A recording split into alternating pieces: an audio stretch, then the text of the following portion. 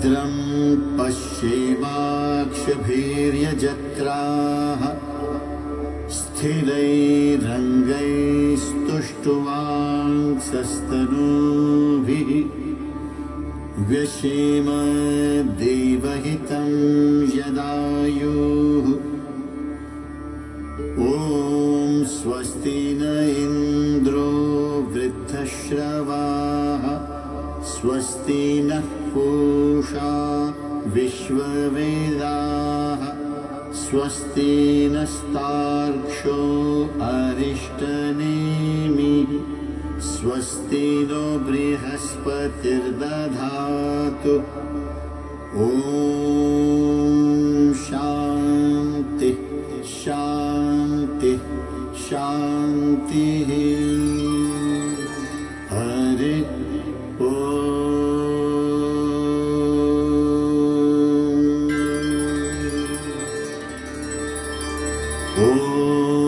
नमस्ते गणपतये।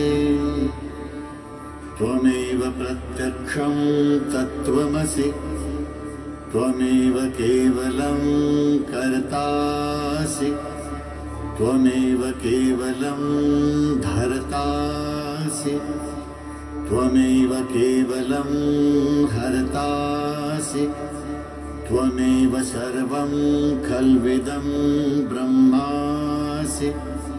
त्वं साक्षादात्मासि नित्यं ऋतं वच्मि सत्यं वच्मि अवत्वं माम् अववक्तारम् अवश्रोतारम् अवदातारम् अवधातारम् अवानुचानमवशिष्यम् अवपश्चात्तात् अवपुरस्तात् अवोत्तरात्तात् अवदक्षिणात्तात् अवचोर्ध्वात्तात् अवाधरात्तात् सर्वतो मां पाहि पाहि समन्तात्।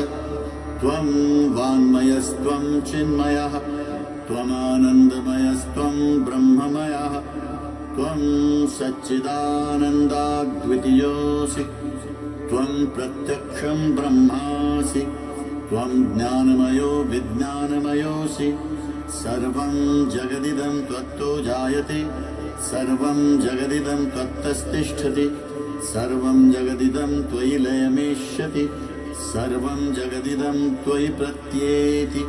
त्वं भूमिरापो नलो निलो नभाः त्वं चत्वारि वाक्पदानि त्वं गुणत्रयातीतः त्वम् अवस्थात्रयातीतः त्वं देहत्रयातीतः त्वं कालत्रयातीतः त्वं मूलाधारस्थितोऽसि नित्यं त्वं शक्तित्रयात्मकाः त्वां योगिनो ध्यायन्ति नित्यं त्वं ब्रह्मा त्वं विष्णुस्त्वं रुद्रस्त्वम् इन्द्रस्त्वम् अग्निस्त्वं वायुस्त्वं सूर्यस्त्वं चन्द्रमास्त्वं ब्रह्म भूर्भुवस्वरों गणादिं पूर्वमुच्चार्य वर्णादिं तदनन्तरम् अनुस्वारः परतरः अर्धेन्दुलसितं तारेण रुद्धम् एतत्तव मनुस्वरूपं गकारः पूर्वरूपम् अकारो मध्यमरूपम् अनुस्वारश्चान्त्यरूपं